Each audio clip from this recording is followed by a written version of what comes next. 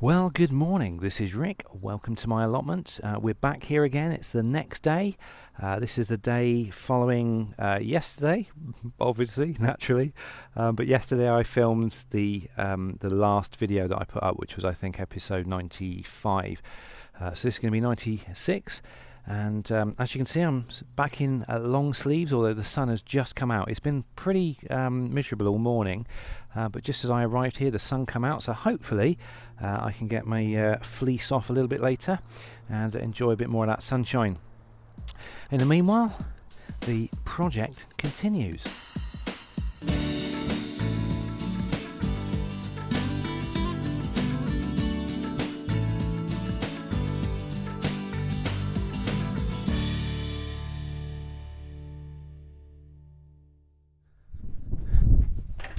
So I've been back down to the timber merchants, got a load more wood of this kind of stud-in type wood, and today I'm going to be building the door and hopefully possibly cladding it.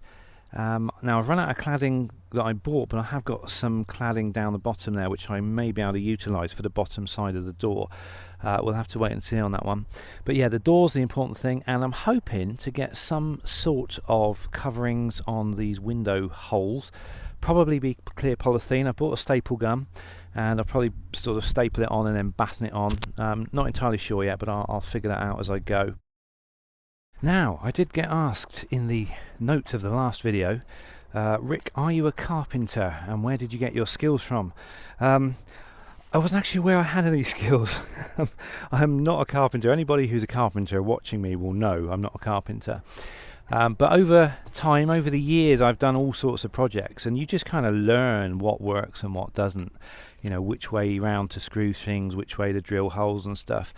And so when I put things like this together, most of it is just, well, it just seems sort of logical to me, the way it sort of goes together. And sometimes, most of the time it works, sometimes it doesn't. But the times it doesn't, I just kind of learn from that. But yeah, no chippy skills here at all. So, which I think is a good thing, because that means that, you know, sort of, I've always considered myself, you know, Mr. Joe Average in the street. So if I can do it, then I'm pretty sure it'll help to give confidence to other people to have a go and do these things. Because actually, they're not really that complicated. Most of it's just sort of logical. I suppose I did have a little bit of I do have a little bit of common sense, not a huge amount, and sometimes it does let me down, but you know, sort of a little bit of logic, a little bit of common sense, and you can generally get away with doing this sort of thing. I think pretty much anybody can, but anyway, I need to get a pen actually. I've got to. This is half my battle. I've got 4 tool cases with me, and each tool case has its own sort of houses its own component. I've lost a pen. I think I spend half my time hunting around for things. Here we go. One pen. So for the door frame, I'm sort of deciding whether or not I'm going to make a single door or a double door. A single door would be weaker, but more convenient, because double doors, if I have double doors opening out, they wouldn't be able to open out fully 180, they'd sort of end up here because of the feather edge here, and then I'd end up with a door kind of just kind of sat here. It'd be sort of in the way. What I'm hoping is to get a door which I can open out this way, and maybe it would just kind of cover up this bit here, but then I'm sort of all this is open, so I think I'm just going to go for a single door. If I get a hinge on there, like I say, I'll probably be able to bend it back about 30 degrees. It wouldn't be able to go flat against the thing. I mean, I could build more wood in. I could build a frame in, so that then the hinges would be further forward, in which case I can open the door fully out and then sort of lock it back against this. But it's going to use a lot more wood, and I'm not sure I need to do that.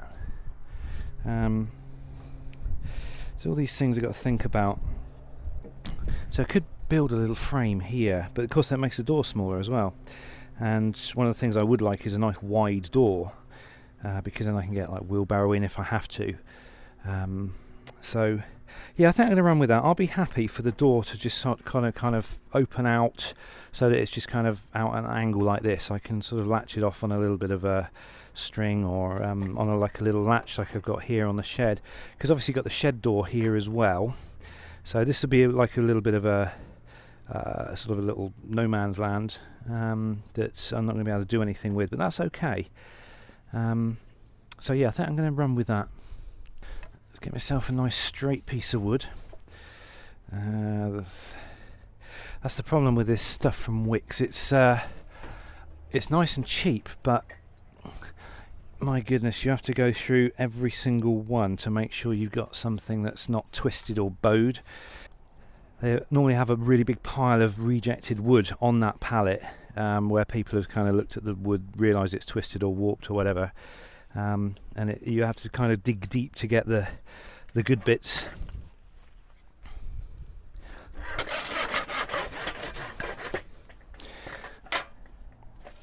There we go.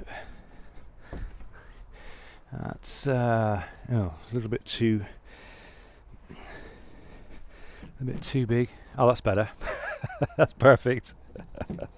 Yeah, this isn't very square, isn't very plumb. So I need a little bit of wiggle room, obviously, because if it's a door, it needs to have some room where it can expand and contract in the moisture. That's exact size, so I need to cut another one of these, but slightly smaller. So I use that as a template. So need to get some cross members now. Everything I'm doing is doing by eye. It's kind of more fun that way. Makes life more interesting. You never quite know whether it's going to be exactly right or not. It's part of the fun.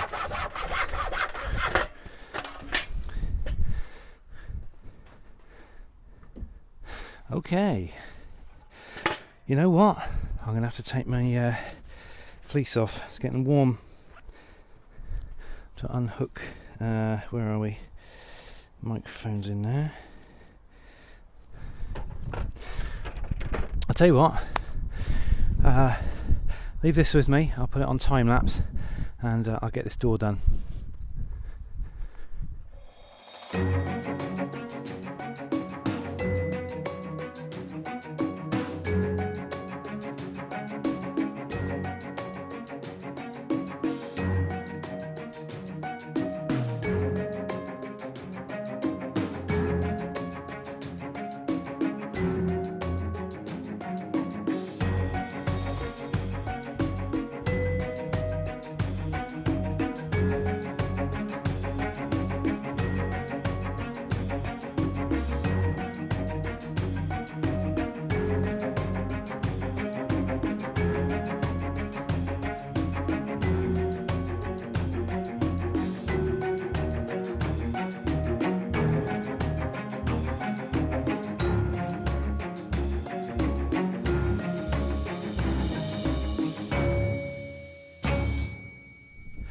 Right then, so here we go, one finished door, and it's pretty good. I'm quite pleased with that. It looks pretty sturdy. It was a little bit kind of leany, but as soon as I got these diagonal pieces in, it pulled it in nice and tight, and now it's quite a sturdy door. I've also got one of these little latches. I had two for the shed, and I only actually needed one, so I've got a spare little latch, which will keep the door closed nicely. I also had to use a little scrap piece of wood from down the bottom there for the door to close up against, so I get a nice positive shut, and yeah, I'm very happy with that, and it goes right back to about here. I was sort of debating whether or not to put a stake in the ground so that it can sort of tap up against it and then maybe put some sort of a little latch on it. I'm not thrilled at the idea of having stakes sticking up from the ground though. Again, it's just something to fall onto and can, you know, give you a nasty injury, so I may have to think of something else, but obviously if I push it beyond that, then it's putting a strain on the hinges, so I need something there to stop it going back. I'll worry about that another day. So I've got to treat that. I'm not going to do that yet. I'm going to leave the painting till the very last thing before I go home. But now I've got to look into some sort of coverings. What I'm thinking actually is I do have some of that green shiplap left over at the bottom of the plot there. I may actually put shiplap, sorry, feather edge, not shiplap, cladding on this bit and then paint it. I'm not sure, because it's already green, I'm not sure what it's going to look like when you paint the red over it. I don't think it's going to be a lot darker, because obviously whatever's underneath is going to shine through, but that'll be fine, I'm pretty sure. And then what I'll do is I'll put some sort of well, at the moment it'll just be polythene, but eventually get around to putting some sort of plastic here, clear, as if it's glass. So right, I'm going to go and dig out some feather edge and get this cladded.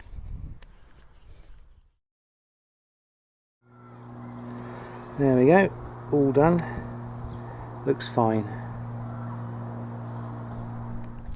Right then, this is where the fun begins. I've got to put the polythene on the windows, and I've brought my staple gun with me, and this package arrived yesterday, and it should be some polytunnel material. I think I'm just going to staple it into place, and then I'll see how strong it is. I may need to find some little battens from the scrap wood and sort of batten it down. And like I say, this is only a temporary measure until I come up with something a little bit more substantial for the windows, hopefully before the winter. But this will get me started anyway.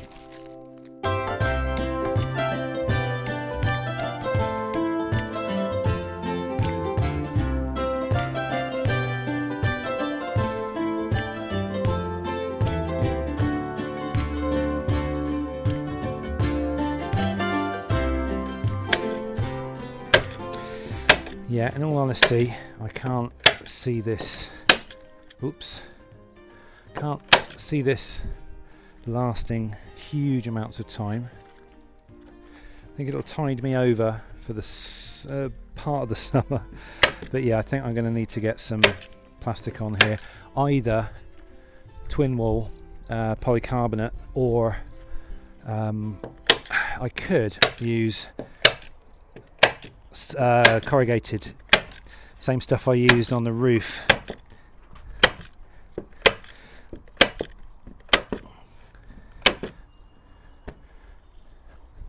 I don't know, but I know these staples are not going to be that they're not going to hold that well. I think the first strong winds we get is going to take these windows out. So there we go, plastic's on. It's as ugly as sin, and I kind of suspected it would be. It's also very weak. Now, I was thinking of getting some battens and putting them around, but you know what, I think, to be honest, I'm going to be better off going and getting some plastic, and I think I'm going to have to do that sooner rather than later. But for now, the polythene will just have to kind of tide me over until I'm ready at that stage.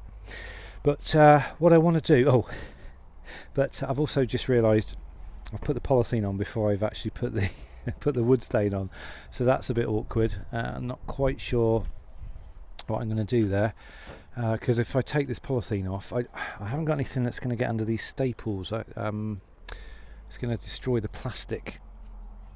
I'll figure that out later. But in the meanwhile, what I want to do is start building some little shelves and tables and things in here, so that I can actually, do the potting and do whatever it is I've got to do. So that's next on the list. Right then, there we go, pretty much all done for today, apart from I'm just going to finish off some painting before I go home. But I've built some bits inside. So anyway, I've built a little table here, and I went for just a really big table here, so there's plenty of space to put stuff. I can also put plants down here if I want. Inside here I've got the beginnings of a little bench to make my tea and things on, and got a little shelf here, and this is going to be the makings of a table on which I can do potting and things like that. So that's pretty good, and at some point I should get a little bench seat just here, somehow I can just have a sit on. Like I say, I really do need to address the windows then. This polythene's rubbish, it's not very good at all. It's going to tide me over for now, but I will replace it very soon with something better. That might not be for a couple of weeks, but we'll see. Obviously if the wind comes along and rips it all down, then that'll prompt me into doing something sooner. Well, good morning. It's the next day, and I made a little bit of a breakthrough last night in regard to what I can do about these windows. I did some research on the internet, and I've actually found a place that sells polycarbonate sheeting cut to size, and it's actually cheaper than buying it from the local store down the road. So I've come here armed with my tape measure, paper, pen. I'm literally going to take measurements for all the windows, and I'm going to have the polyurethane cut to size, and then literally it'll just be a case of coming here and bolting on the windows. So that's pretty awesome. They also sell a thicker polycarbonate, which is a 16mm, and again that's quite reasonable as well. And so because they do it cut sizes, I'm actually going to get that stuff for work surfaces, because I thought it'd be brilliant to have see-through work surfaces. Therefore you can kind of see what's going on underneath. Maybe if you want to put plants underneath the tables, you could possibly do that. So that's what I'm going to do. So I'm going to go away now and start measuring up.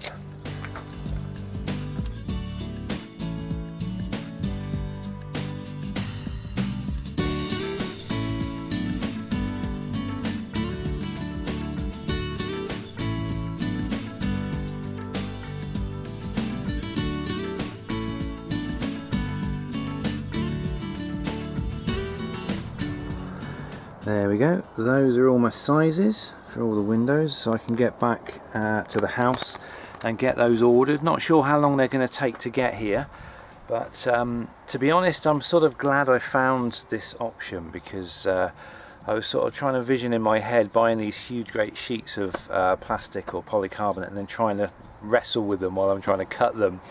So this has been quite a good little bit of a lifesaver, to be honest, at the end. Plus it also gives me a little bit of a break from doing this, because it's been full on for the last week, and I'm sort of getting to the point where I sort of need to force myself to take a bit of a rest from it. I was absolutely exhausted yesterday. So basically while I wait for these to arrive, it means I can kind of sit back and get on with other things, which is good. So there we go. Right, I think that's it for the end of this video.